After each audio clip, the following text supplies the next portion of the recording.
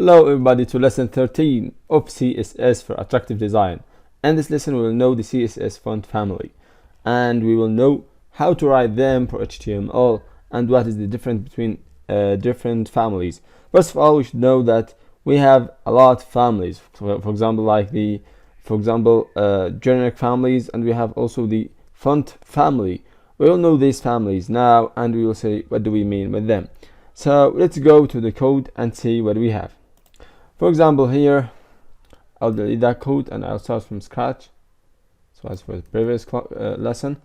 So here, imagine that I have here an HTML tag which is h2. Okay, so let's write here, this is font family in CSS. Great.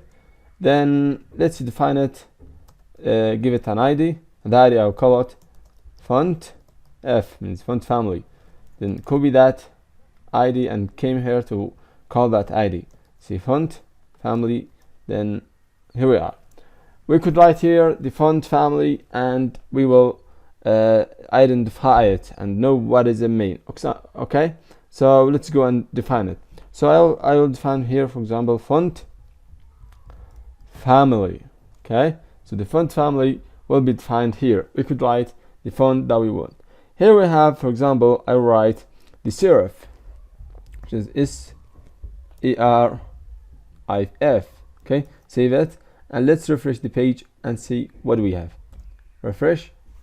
First of all, let's try it without any font. Okay, let's delete that one and go again, refresh. See, it's not, there's no different. So font family is serif. Let's refresh and see how is it different. There's no different. So this is the serif family. Okay, let's change it to, for example, Arial. Let's see, it's Arial. Okay, Arial. Save it and see how is the different. Look how is the difference. Imagine that I have different color, different font. For example, Tahoma. If you know the Tahoma color. So here we are. It's different. So we have, for example, I will create many things. This font one, that was this two. Okay, here we have, I will write 0 and duplicate it many times. Then here we have 1 and that one is 2. So, and here we have Arial and that one is the default. Save it and reload the page and see what we have. So the first one is Tahoma, which is different color from that one, which is different color from this one. You could notice that the color is different from the angles and the edges that appears in the letter. For example, here F is different from that F, differs from the F. Okay, so the family differs in a little teeny things that could be noticed or couldn't be noticed. So we have here two types of fonts that we should recognize. We have generic family, which is like that family we have, and we have font family. Okay, so if we have a font family and that font family is more than one letter, we could write that inside double quotation. So right here double quotation and write, for example, Times New Roman, which is a font family. Times New Roman. Save it, refresh the page and see what we have. So this is another family font. So if we have a family font with more than one word, we could write them in a double quotation words. Okay, great. But if they are one word, we could put them in one place. Imagine that your browser does not support that font. What you should do? In this case, you should define more than one font family. For example, here I write Tahoma. And I write, for example, Time, use Roman, and so on. So in case it doesn't support the Arial, it will go the next. If it doesn't support the Tahoma, it will go the next. If it doesn't support all these fonts, it will give the default font in the browser. Okay, so great. In this way, we could know how, we could ensure that our font will be accepted and will be only print the font that we need, but in case it doesn't support any font, it could print the font of the default browser. Great. So this was about the font family. The second thing would be the font style. Imagine that we have here a font and you need to add some styles. I will write here font style, and the font style we have whether italic, normal, or oblique. So we have italic, we know it. Okay, so let's refresh. The first one, italic. Okay, second one, which is oblique, normal, or I'm sorry,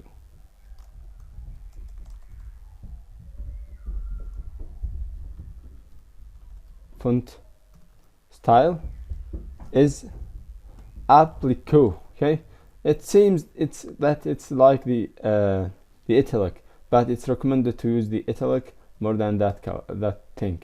Also we have the normal, which will print the family font as it is normal. Okay, great.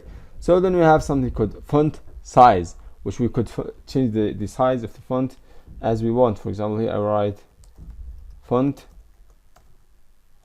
size, and I will write, for example, 30 pixel. Okay, refresh the page and see how is it. It's larger.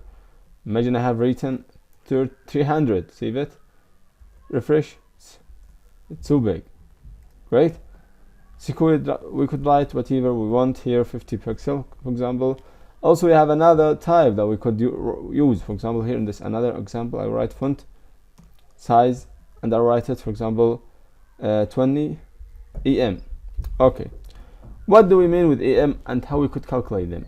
The em means the browser default is 16 pixel. Okay, so when we say em, hem 1 em equal to 16 pixel. Okay, so if you need, for example, 32 pixel, you could write only 2 em. Okay, so great. Save it and refresh the page. Here we are.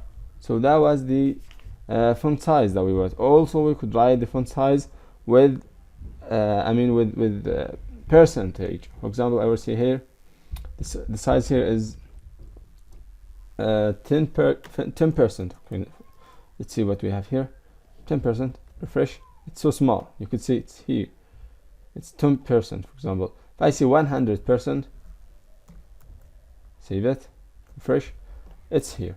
So 100%. If I make the size of the browser smaller, like the font will be shorter and shorter. Okay, so because it differs with the font size. Look, it's small now.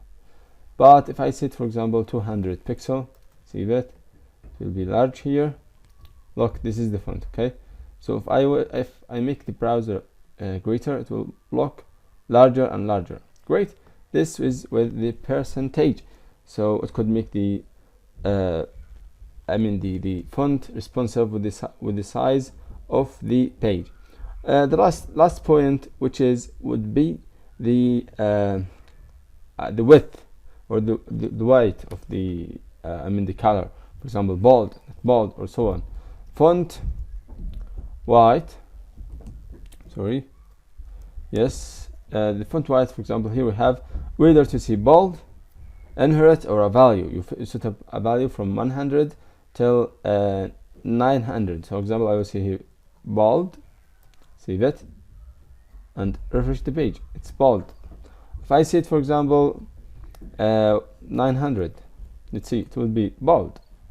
Refresh. It's the boldest. We could see, for example, 100. It would be small. Weight. Also, we could say bolder,